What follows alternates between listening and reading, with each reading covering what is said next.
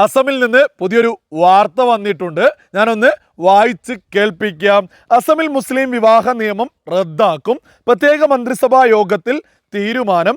ഏക civil code നടപ്പാക്കാൻ നീക്കമെന്ന് report. ഈ ഒരു വിഷയമൊക്കെയായി ബന്ധപ്പെട്ട് നമ്മുടെ കേരളത്തിലെ ബഹുഭൂരിപക്ഷ മാധ്യമങ്ങളും വളരെ വലിയ ചർച്ചയൊക്കെ സംഘടിപ്പിച്ചിട്ട് പരമാവധി വൈകാരികത നിറച്ചുകൊണ്ട് ആളുകളെയൊക്കെ തന്നെ തങ്ങൾക്ക് അനുകൂലമാക്കാൻ ശ്രമിച്ചുകൊണ്ടേയിരിക്കുന്നു. നമുക്ക് ഈ ഒരു വിഷയത്തിലെ യാഥാർത്ഥ്യമൊന്ന് പരിശോധിച്ചു നോക്കാം. സുബോധമുള്ള സകല നിഷ്പക്ഷരായിട്ടുള്ള ആളുകൾക്കും വളരെ ലളിതമായിട്ട് മനസ്സിലാക്കാവുന്നതേയുള്ളൂ. നമുക്കൊക്കെ തന്നെ അറിയാം, രാജ്യത്ത് കേന്ദ്ര സർക്കാർ ഏക സിവിൽ കോഡ് നടപ്പിലാക്കുമെന്ന് വളരെ വ്യക്തമായിട്ട് പ്രഖ്യാപിച്ചിട്ടുണ്ട്. അതിൻ്റെ ഭാഗമായിട്ട് തന്നെയാണ് അസമിൽ മുസ്ലിം വിവാഹ നിയമമൊക്കെ ഇപ്പോൾ റദ്ദാക്കിയിട്ടുള്ള റിപ്പോർട്ടുകളൊക്കെ തന്നെ നമ്മളൊക്കെ തന്നെ കാണുന്നതും. ഈ ഒരു വിഷയത്തിൽ വളരെ വ്യക്തമായിട്ട് തന്നെ കൂട്ടിച്ചേർത്തിട്ടുണ്ട് വിവാഹമോചനം, അതേപോലെ തന്നെ ബഹുഭാര്യത്വം, ശൈശവ വിവാഹങ്ങൾ. നമുക്കറിയാം, ഈ ഒരു മുസ്ലിം വിവാഹത്തിൻ്റെ കാര്യം ഉയർത്തിപ്പിടിച്ചിട്ട് ശൈശവ വിവാഹങ്ങൾ പോലും നടന്നുന്നുണ്ട്. അതൊക്കെ തന്നെ രാജ്യത്ത് എല്ലാ ആളുകൾക്കുമുള്ള അതേ നിയമപ്രകാരം നടപ്പിലാക്കാനാണ് ഈ ഒരു വിഷയം കൊണ്ട് സർക്കാർ ഉദ്ദേശിച്ച് മുന്നോട്ട് പോകുന്നത്. അതേപോലെ തന്നെ നമുക്കൊക്കെ തന്നെ അറിയാം, വാട്സാപ്പിലൂടെയൊക്കെ ഈ നമ്മുടെ കേരളത്തിൽ ഈ ഒരു വിവാഹമോചന മെസ്സേജുകളൊക്കെ ചെയ്തിട്ട് ആ ഒരു ബന്ധത്തെ തന്നെ തീർക്കുന്നതൊക്കെ ഈ ഒരു മുസ്ലിം വിവാഹ നിയമം ഉയർത്തി കാണിച്ചുകൊണ്ടാണ്. അതേപോലെ തന്നെ ബഹുഭാര്യത്വം. ആർക്കാണ് ഈ ഒരു ബഹുഭാര്യത്വം കൂടുതലായിട്ട് ബാധിക്കുന്നത്? മുസ്ലിങ്ങളായിട്ടുള്ള സാധാരണ സ്ത്രീകളിൽ മാത്രമാണ് ഈ ഒരു വിഷയം. കാരണം 2ഉം 3ഉം 4ഉം കല്യാണമൊക്കെ കഴിക്കുന്ന ഒരു വ്യക്തി പാവപ്പെട്ട മുസ്ലിം സ്ത്രീകളെയാണ് കല്യാണം കഴിക്കുക. പ്രിവിലേജ്ഡ് ആയിട്ടുള്ളൊരു ഫാമിലിയിൽ നിന്നുള്ളൊരു മുസ്ലിം സ്ത്രീ കല്യാണം കഴിച്ചാൽ അത് 2ഉം 3ഉം കല്യാണം കഴിക്കാൻ ഇവിടെ അനുവദിക്കില്ല. അതേസമയം സാധാരണ മുസ്ലിം സ്ത്രീകളെ ഇവരൊക്കെ വന്നിട്ട് 1, 2, 3, 4 കല്യാണങ്ങളൊക്കെ കഴിച്ചിട്ട് ഉയർത്തിപ്പിടിക്കും മുസ്ലിം വിവാഹ നിയമം. ഇതൊന്നും ഇനി അസമിൽ നടക്കില്ല എന്നാണ് വളരെ വ്യക്തമായിട്ട് അസം സർക്കാർ പ്രഖ്യാപിച്ചിട്ടുള്ളത്. ഈ ഒരു വിഷയം വാർത്തയൊക്കെ ആയി ബന്ധപ്പെട്ട് ഒരുപാട് കമൻറ്റുകൾ ഈ വാർത്തകളൊക്കെ തന്നെ അടിയിൽ വന്നിട്ടുണ്ട്. ഒരേപോലെയുള്ള 100 കണക്കിന് കമൻറ്റുകളുണ്ട്. ഉദാഹരണത്തിനൊരു 5 കമൻറ്റ് നമുക്കിവിടെ കൊടുക്കാം. വളരെ വ്യക്തമായിട്ട് തന്നെ അവർക്ക് മറുപടി കൊടുക്കാം. സുബോധമുള്ള ആളുകളൊക്കെ തന്നെ മനസ്സിലാക്കട്ടെ. ആദ്യത്തെ കമൻ്റാണ്, ഭരണഘടനയ്ക്ക് എതിരാണ് ഈ തീരുമാനം. എന്തൊരു വിവരക്കേടാണ് ഈ വ്യക്തി വിളിച്ചു പറയുന്നത്. നമ്മുടെ രാജ്യത്തിൻ്റെ ഭരണഘടനയിൽ വളരെ വ്യക്തമായിട്ട് തന്നെ പറഞ്ഞിട്ടുണ്ട്, ഏക സിവിൽ കോഡ് നമ്മുടെ രാജ്യത്ത് നടപ്പിലാക്കണമെന്ന്. അത് ഇന്ത്യൻ നാഷണൽ കോൺഗ്രസ് രാജ്യം ഭരിച്ച സമയത്ത് അവർക്ക് നട്ടലില്ലാത്തത് കൊണ്ടാണ് ഇവിടെ ഇത്രയും കാലമായിട്ട് നടപ്പാക്കാതിരുന്നത്. ഇനി മറ്റൊരു കമൻ്റാണ് ഞാനിവിടെ കൊടുക്കുന്നത്. തിരഞ്ഞെടുപ്പല്ലേ, ഇനി ഇങ്ങനെ പലതും പ്രതീക്ഷിക്കാം. മുസ്ലിങ്ങൾ BJPക്ക് വോട്ട് ചെയ്താൽ 4 അല്ല 10 കെട്ടിയാലും ഒരു പ്രശ്നവും ഉണ്ടാവുകയില്ല എന്നാണ് ഈ ഒരു വ്യക്തി പറയുന്നത്. ഞാനിവിടെ കൊടുത്തത് നിങ്ങൾ കണ്ടില്ലേ.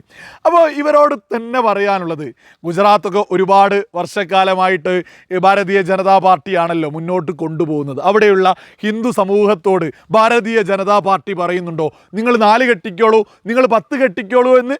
ഒരിക്കലും പറഞ്ഞിട്ടില്ല.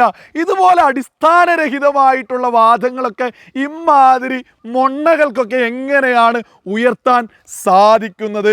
മറ്റൊരു കമൻ്റാണ്, മുസ്ലിങ്ങളെല്ലാം കണ്ട് ക്ഷമിച്ചിരിക്കുന്നു, അധികം നാൾ ഇങ്ങനെ ക്ഷമിച്ചിരിക്കുമെന്ന് ഒരു RSSകാരനും വിചാരിക്കേണ്ട. ഇതിനെല്ലാം എണ്ണി കണക്ക് ചോദിക്കുമെന്ന്. എന്തിനാണ് എണ്ണി കണക്ക് ചോദിക്കുന്നത്? സാധാരണ പാവപ്പെട്ട മുസ്ലിം സ്ത്രീകളെ രക്ഷപ്പെടുത്തുന്നതിൽ നിന്ന് ഇവരൊക്കെ എന്തിനാ എണ്ണി കണക്ക് ചോദിക്കാൻ വരുന്നത്? പിന്നെ RSSകാരനോട് കണക്ക് ചോദിക്കാനൊക്കെ പോകുന്നതിന് മുമ്പ് ഒന്ന് ആലോചിച്ചാൽ, 1000 തവണ ചിന്തിച്ചോളൂ. ഇന്ത്യൻ നാഷണൽ കോൺഗ്രസ് അല്ല രാജ്യം ഭരിക്കുന്നത്, ഭാരതീയ ജനതാ പാർട്ടിയാണെന്നുള്ളത് 1000 തവണ മനസ്സിൽ കരുതിയിട്ട് വേണം കേട്ടോ ഈ RSSകാരോടൊക്കെ കണക്കെണ്ണി ചോദിക്കാൻ പോകുന്നതൊക്കെ. ഇനി മറ്റൊരു കമൻ്റാണ്, മുസ്ലിങ്ങൾക്കെതിരെ വല്ലതും സംഭവിച്ചാൽ ചിലർക്ക് കണ്ടു രസിക്കാൻ നല്ല ജോറായെന്ന്. ആർക്കാണ് ഇവിടെ കണ്ടു രസിക്കാൻ താല്പര്യം എന്നുള്ളത് നിങ്ങളൊക്കെ തന്നെ ഒന്ന് ചിന്തിച്ചു നോക്കൂ. ഒരു വ്യക്തി 1 കെട്ടി, അതിനുശേഷം 2 കെട്ടി, 3 കെട്ടി, 4 പെണ്ണ് കെട്ടിയാലും ഒരു പ്രശ്നവുമില്ല. ആ സ്ത്രീകളൊക്കെ ദുരിതം അനുഭവിക്കുന്നത് നോക്കി നിന്ന് രസിക്കുന്നവർക്കല്ലേ ഇതൊക്കെ കണ്ട് രസിക്കാൻ ഏറ്റവും കൂടുതൽ താല്പര്യം? ഇതൊന്നും പാടില്ല, ഇതൊക്കെ റദ്ദ് ചെയ്യും. ശൈശവ വിവാഹം ഉൾപ്പെടെ റദ്ദ് ചെയ്യുന്ന നടപടിയായിട്ട് മുന്നോട്ട് പോകുമ്പോൾ ഇവർ പറയും ഇതൊക്കെ കണ്ട് രസിക്കാൻ. ഈ കണ്ട് രസിക്കൽ നിൽക്കുമല്ലോ എന്നുള്ളൊരു വിഷയമാണ് ഈ വ്യക്തിയൊക്കെ ഉയർത്തുന്നത്. മറ്റൊരു കമൻ്റാണ് BJP ഭീകരത, BJP ഹിന്ദു അല്ല എന്ന്. BJP എന്ത് ഭീകരതയാന്ന് പറയുന്നത്?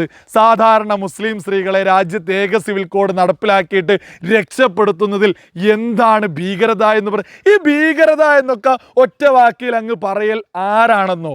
എല്ലാ രീതിയിലും പരാജയം, തോൽവി ഏറ്റുവാങ്ങിയിട്ട് കൃത്യമായിട്ടൊരു പോയിന്റ് പോലും ഉയർത്താൻ, പ്രധാനപ്പെട്ട ഒരു വിഷയം പോലും ഉയർത്താൻ ന്യായത്തിൻ്റെ ഭാഗത്ത് ഇല്ലാതിരിക്കുമ്പോൾ ഭീരുക്കൾ ഉയർത്തുന്നതാണ് സകലതും ഭീകരത എന്ന് പറഞ്ഞങ്ങ് പോകുന്നവർ.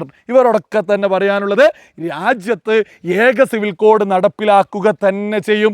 അതിൻ്റെ ഭാഗമായിട്ടാണ് അസമിൽ ഈ ഒരു നിയമം, മുസ്ലിം വിവാഹ നിയമമൊക്കെ റദ്ദാക്കിയിട്ടുള്ളത്. ഒരു കാര്യം എടുത്തു പറയുകയാണ്, മുസ്ലിം വിവാഹമൊക്കെയായി ബന്ധപ്പെട്ട് മുസ്ലിങ്ങൾ നടത്തുന്ന ആചാരങ്ങൾക്കൊന്നും തന്നെ എതിരല്ല, മറിച്ച് രാജ്യത്തുള്ള എല്ലാ ആളുകളും വിവാഹം രജിസ്റ്റർ ചെയ്യുന്നത് പോലെ ചെയ്ത് മുന്നോട്ട് പോവാൻ പറ്റും. അതേപോലെ തന്നെ ബഹുഭാര്യത്വം, ശൈശവ വിവാഹവും അതൊന്നും നടത്താൻ അനുവദിക്കില്ല എന്നാണ് ഈ ഒരു നിയമത്തിൽ ഉള്ളത് എന്നും സകല ആളുകളും തിരിച്ചറിയുക. ഇമാതിരി കമൻ്റ് ആളുകൾക്കൊന്നും തന്നെ യാഥാർത്ഥ്യം മനസ്സിലാവാതെ തോന്നിയതുപോലെ വിളിച്ചു പറയുന്ന മൊണ്ണകൾ മാത്രമാണ് എന്നുള്ളതും സകല ആളുകളും തിരിച്ചറിയുക.